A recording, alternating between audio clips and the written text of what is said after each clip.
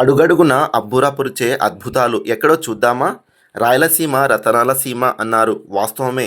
ఈ అద్భుత వీడియో చూస్తే రాయలసీమలో ఇన్ని అందాలు ఉన్నాయా అనే ఆశ్చర్యం మీకే కలుగుతుంది. అసలు ఇది ఎక్కడ, ఏమిటి అనే విషయాన్ని తెలుసుకునే ముందు మా ఛానల్ను లైక్ చేయండి, షేర్ చేయండి. ఇప్పటి వరకు సబ్స్క్రైబ్ చేయని వారు ఎవరైనా ఉంటే ఇలాంటి తాజా అప్డేట్స్ కొరకు సబ్స్క్రైబ్ చేసుకోండి. పిల్లలు హలో బాగున్నారా? బాగున్నా జీజీఎల్ న్యూస్ని ఏం చేయాలి?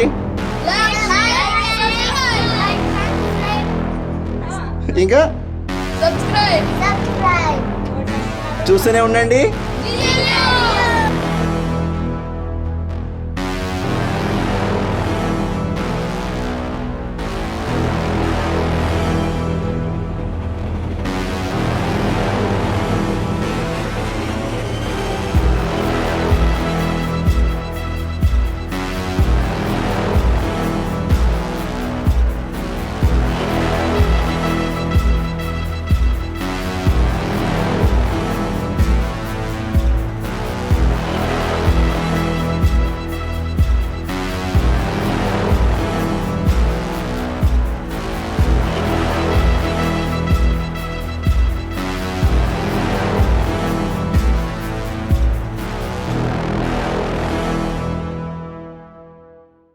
ఈ వివరాల్లోకి వెళ్దామా?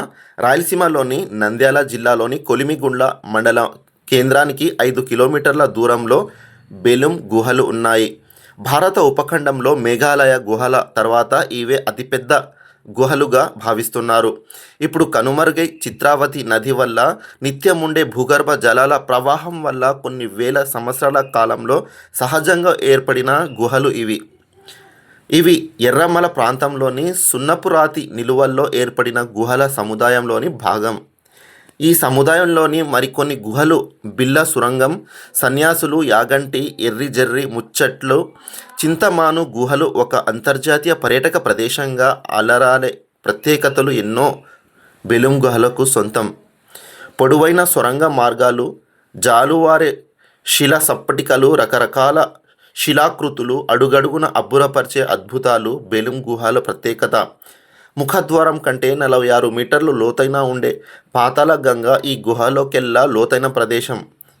ఈ గుహల మొత్తం పొడవు 3229 మీటర్లు.